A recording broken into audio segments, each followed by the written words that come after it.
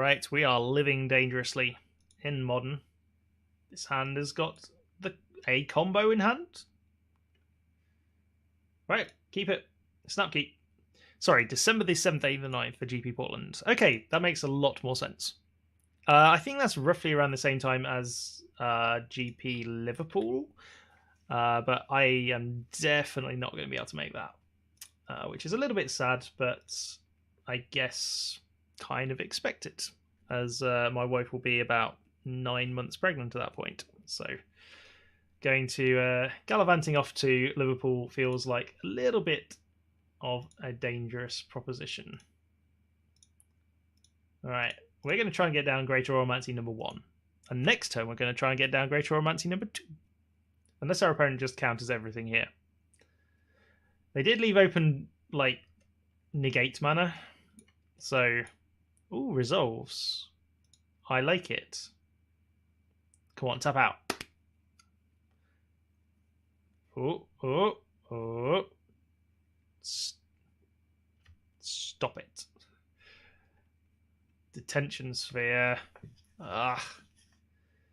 Well, did not want to see a Detention Sphere. I don't think we have a way of dealing with that main deck. So, boo hiss. Would you like to pay some life? I'd love to pay some life. Let's go for Phyrexian Unlife, in fact. Step 1. Decided whether to take Amulet Titan, BTL Escape Shift, or the brew I'm working on. Well, what's the brew? Like, you can't just tease us by saying all the brew that I've been working on. Like, come on, dish the dirt, unless it's like super secret. I mean, Amulet Titan is pretty good. Escape Shift is, again, good. Oh, counters. Yeah. I don't want to play against counters. They're all land combo decks. The Brewers are Spicy, Imprisoned in the Moon, and Vesuva deck with Knight of the Reliquary in prime time. That does sound pretty spicy. Yeah. I think that sounds great. Anything that's spicy, land combo spicy, is pretty sweet.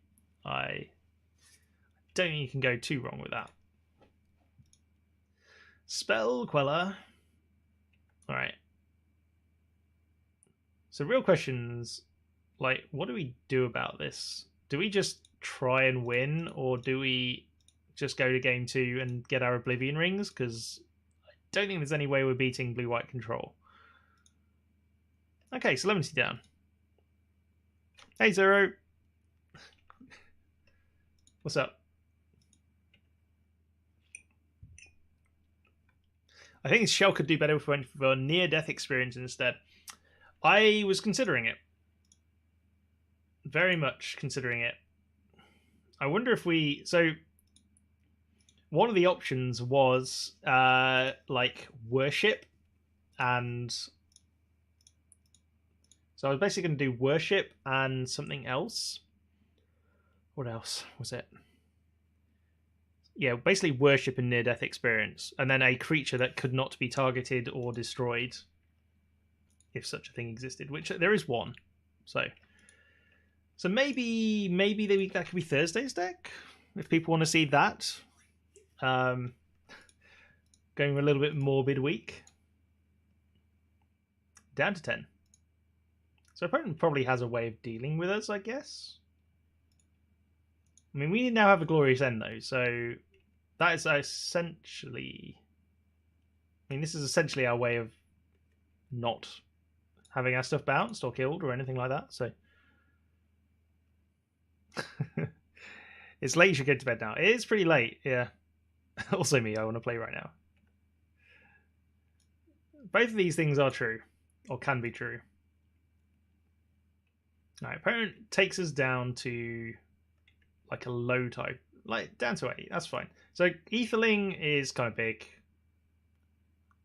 Okay, Bontu's Last Reckoning. That's not awful. I mean, kind of want to just do that. So we get Gideon back. I don't think this is actually an awful plan. See what our opponent does about this. If they want to save Aetherling and they don't have a counterspell in hand, then they're going to have to bounce Aetherling. Or exile Aetherling. It does mean we get the Gideon back. Although, having said that, okay. Ooh. Okay. So, destroy everything. Okay, so we get to cast Gideon. Cast. Alright. Resolves. So we make an emblem. And then in response to the ability, we end the turn. So our opponent never gets Aetherling back. Is that a good plan? Is that a good play? Do we care? How much do we care about Aetherling, I guess, is the question. Actually, we do need to get down to 0 life, so we might as well just do this. This is fine. This is fine. It's fine. We need our opponent to attack us. Like, they're going to probably attack Gideon here, but I mean, we're at 8. I mean, if they attack us, they can pump it to lethal, which should be fine. I mean, they can't really do anything. We've got Shroud, so okay, Gideon down. Can't be blocked. Well, I wasn't going to block it, but sure. So it would have been a cute play, but I don't think it's super necessary. Okay, that's a plunge. That's actually really good for us. So fine, we'll untap. So we can now plunge for anything in our deck. What that is, I don't know. Well, I don't know what that looks like, but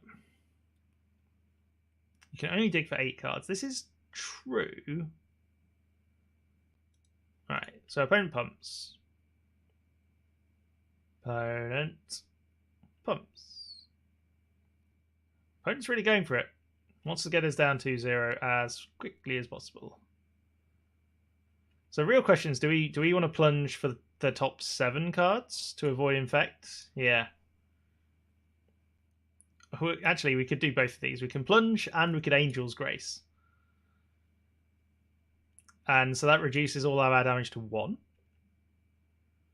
So we still get... So our opponent taps out, essentially. Let's see what happens if we do this. Let's plunge.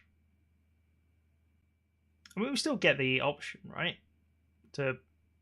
Depending on what we're doing. Oh. Opponent's probably going to counter this. Counter unless we pay 3. Yeah, we've got 6 lands. Okay. I think we do we Angel's Grace anyway, so it takes us down to 1, so it means our opponent has to hit us again. It does increase the clock. Actually, it doesn't matter because we've got Solemnity, so whatevs. Fine. Opponent has essentially tapped out, which is nice. 3 cards in hand. We're down to 0. So, yeah. Sacred Foundry. Can't pay life. Pass turn. Alright, so we actually have the glorious end to deal with stuff. Opponent is Venturing. Well, guess we end the turn. You got a counterspell? Haha. They do not have a counterspell. Alright. Well, I guess we'd better repay in kind then, before we lose the game. Black and a black. And some other colours. Does that win us the game? Have we beaten blue-white control? Yes. Yes. That was sweet. Alright. 1 down. Whew. Okay, and we're going to concede that game. Alright, Oblivion Rings coming in. Spicy. You knows it. Alright, what are we taking out? I want Oblivion Rings. I don't think the Glory Sends are going to be as useful. It's real blue-white control. Oh, yeah. Oh, yeah. That's what makes it so much sweeter. What are we taking out for these Oblivion Rings? Do we actually really want the Oblivion Rings? We're just too good. We are just too good for our opponents. Yeah. How do you even sideboard against that is obviously the question. It's like, they're going to 0. All right.